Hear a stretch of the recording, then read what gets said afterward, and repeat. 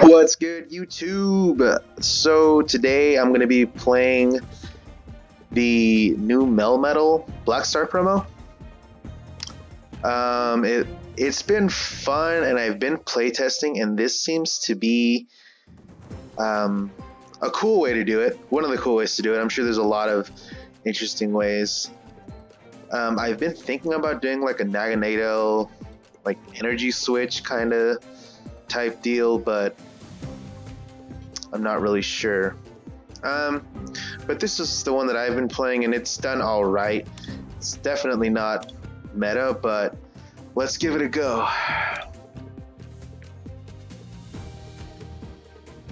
Looking for opponents.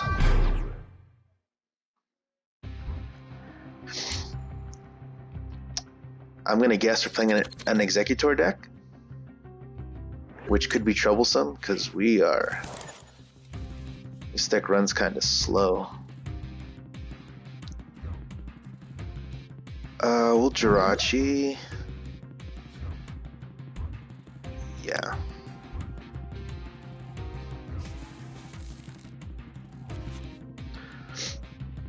It looks like they just used the coin.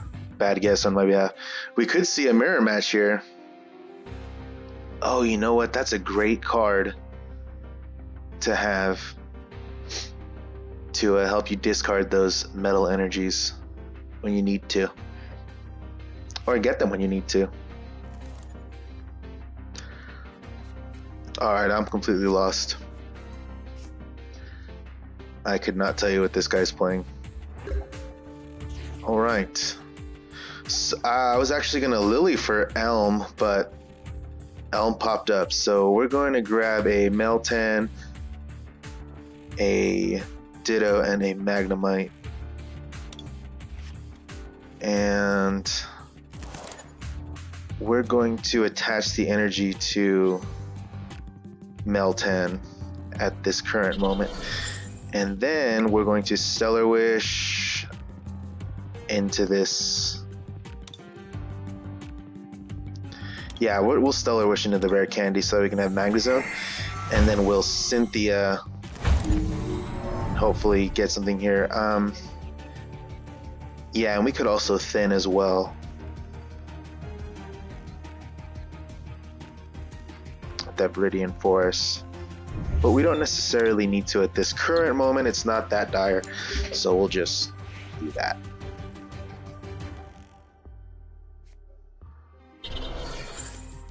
Oh.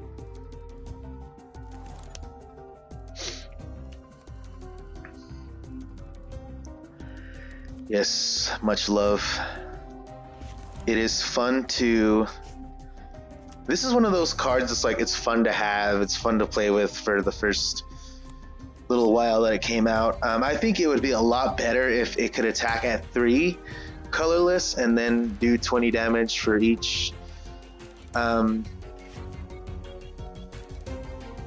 don't think it'd be that much of an impact. 3 colorless for 110 seems a bit much, which is understandable. They could have made one of them. One of the requirements, or 2 of the requirements to be a metal energy. So here we go. We're gonna get this going here. And just for good measure and security, we're gonna go ahead and do that. I'm going to just get rid of this Erica's here.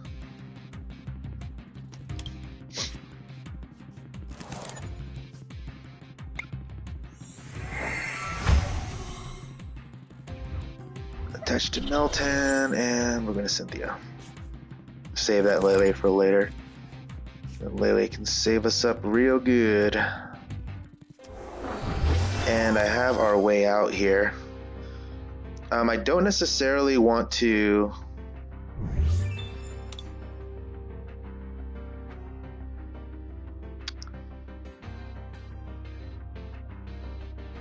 Yeah, I think the best thing to do would be this. Because I don't necessarily need the Jirachi right now, but what I need is to attack. And since I don't have that escape board, it can prove to be troublesome. So I'm just going to get another Meltan and set it up here. and I'm going to Mount Coronet, which was not necessarily, it's not helpful for him, for me to have it with him using metal Pokemon as well, but whatever. And we have the Acerola, so there we go. Boom. It all works out. Sorry, buddy. And we have the Lily, which is great. So we definitely want to hang on to Acerola, because those Acerola plays are crucial. And I mean, even though it just so happened to work out this way, it does not happen every time. There will be times when you cannot get the Magnezone and the rare candy. That's the problem with stage 2s. And then also I thought about adding Ninetales to this deck, but Ninetales would just not be as fun. So I just kind of like take it as it is, and it's just like, if it works, it works, and if it doesn't, well, then I kind of tried. So it's like, whatever. All right. Well, luckily I run 3 Mount Coronets, so you have to run 3 supporters in, well, not necessarily every deck, but you have to run some supporters, because you see so many supporters like Shrine or things like that. I'm gonna ditch the Ultra Ball, which might not be that great of an idea, but I'm gonna attach this to Melmetal. Then I'm going to, yeah, I'll hang on to that Mount Coronet until I need it. And there's the escape board. Another amazing deck is the buff padding, just to make it even crazier. So it has plus 50 HP and it takes 30 less damage. So it's as strong as a tag team. This is currently at 300 HP, and that is just absolutely bonkers, which is understandable, but yeah, so that's how that works. So we're gonna Metal Blast here. So then a shout out to my boys at Victory Star. We got Hardy and Electrify with the which, if you haven't checked them out, Victory Star podcast is pretty awesome. There was an episode where they were calling this trainer card beef pudding. So this is beef pudding. So it's Melmetal with beef pudding. And I'm pretty sure on one of their episodes, that's what they were talking about, like exactly. They were talking about Melmetal, and then they were saying, oh my gosh, Melmetal with beef pudding would just be insane. And then here we are. So that's the way it so happens to be. So it looks like an Ultra Necrozma with the Magnezone engine instead of the Malamar engine. So, which is cool. So, but so I am a knockout might be in the near future. He would need to have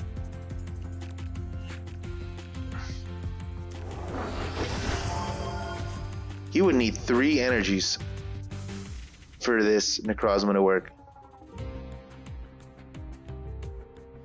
No, he'd need 4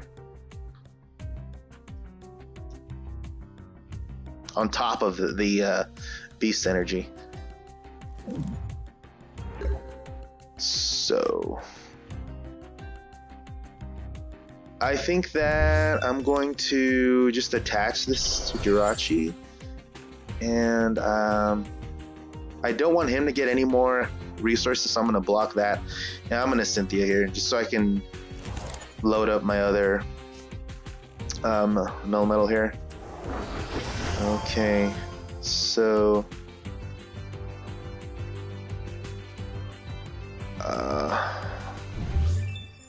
I should have grabbed an energy. Shoulda, coulda, woulda.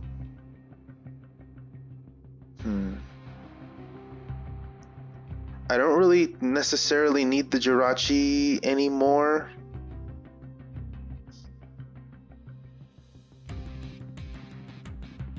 Yeah, I'm just gonna get rid of it. And the escape port. Goodbye, friend.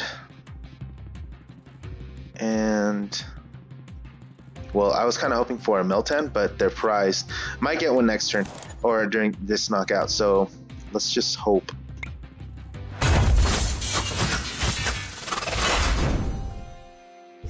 $380 whopping damage here.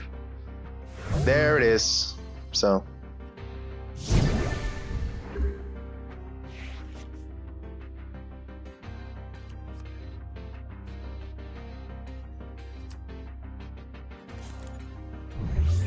yeah, that engine's a little bit. Does he have any Jirachis? He should run Jirachi. Well, not necessarily should, but if you're running a deck with stage 2 Pokemon in it, it'd be really good to run the Jirachis with the skateboard, and even the Ninetales would be great as well.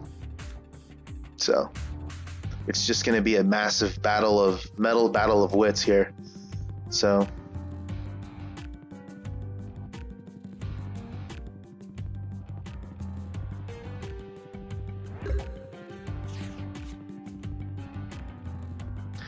let's see, 10, 30, 50, 70, 90, 210.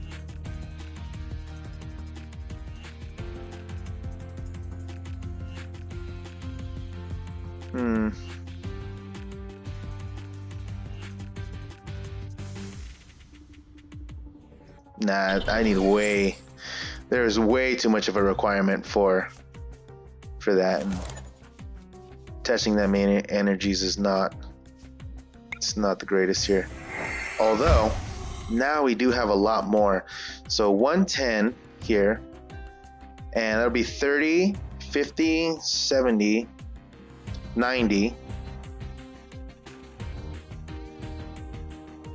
It's 210, 220.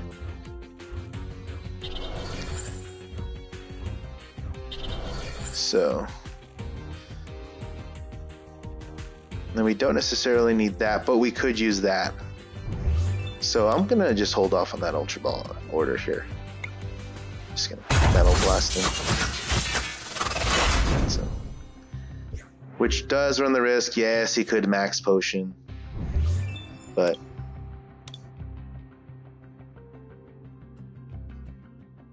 this game could be a long one.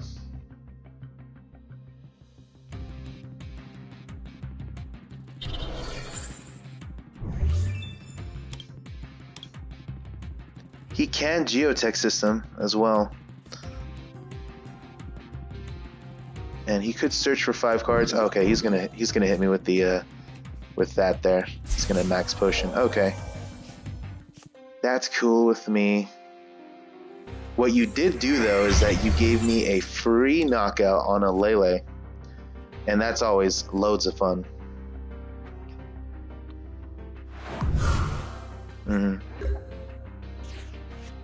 And you, oh, there it is. Okay. It could have been a cool and good match. It could have been longer as well, but my opponent he was not getting the resources he needed, and it was just unfortunate. I was able to trade knockouts.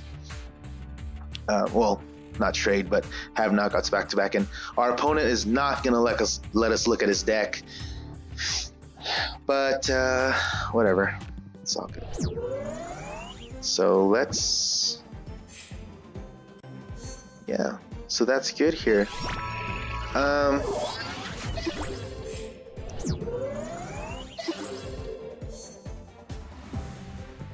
So that was one playthrough, and again, like if you're playing against the meta deck, then I guarantee you this deck, it's really hit or miss.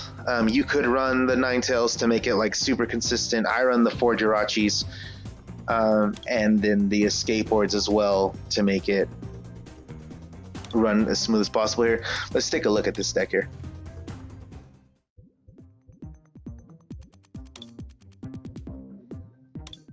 So yeah, this is my list. I run the 1 Ditto Prism Star, obviously, just in case. because these pesky Meltens can get stuck in there. I used to run a 4-4 line of these guys, but I don't understand ever having 4 of one Pokemon in a deck unless it's like a very specific deck, and this deck is specific. But I mean, with the Magnezone, in case you run into problems, you do have the Lele as an additional attacker. You can use the Magnezone as an attacker, which I have seen in dire situations. So yeah, I do run 2 Calms, 2 Nest Balls, 3 Rare Candies, 3 Ultra Balls, 3 Mount Cornets, which, as you saw earlier, could be a little bit cloggy, but I have played matchups with Shrine, and Mount Cornet really trades off well. It limits the value of Shrine, and it helps out a lot. Against spread decks, this deck is just incredibly monstrous. Obviously, the spread can't even touch Melmetal, and Melmetal ends up only taking no damage whatsoever from any spread decks. And then, which is great. I have played a spread deck where they were able to almost knock out my Magnezone, but it just didn't happen. And the energies, I just run 10 metal energies. I feel like I could run some DCEs just to get this attack going a lot faster. I mean, 2 is a lot easier than 4. And then also the DCE for Lele would also be fantastic. I do run 1 Erica's, which is kind of like in the experimental process, because a lot of players I've seen are holding off loading up their bench because of Erica's. They don't want the other players to get that much value, and a lot of times I've ended up using Erica as kind of like as a howl and just end up drawing 3 cards and not having that maximum value, which kind of is bad at the same time. The deck is ideal. You definitely want to start off with an Elm, which is where Jirachi can help out, because you can start off with Jirachi a lot of the times, and also the Lele is there for that. What I think is really good is the having communication instead of Ultra Ball when you can. But it sucks when you have communication in your hand and no other Pokemon, and that's when you get bricked, and that's the tough part. But in this deck, I do want to have Ultra Balls so I can get rid of these energies. 10 energy might be a bit much, but it's all good, and it works out just fine. So that's my list. Looking forward to playing other lists and checking out other people's lists, and then finding out the best balance for this deck. But yeah, thank you for watching. Hope you enjoyed. Have a great day, and we'll see you soon. Peace.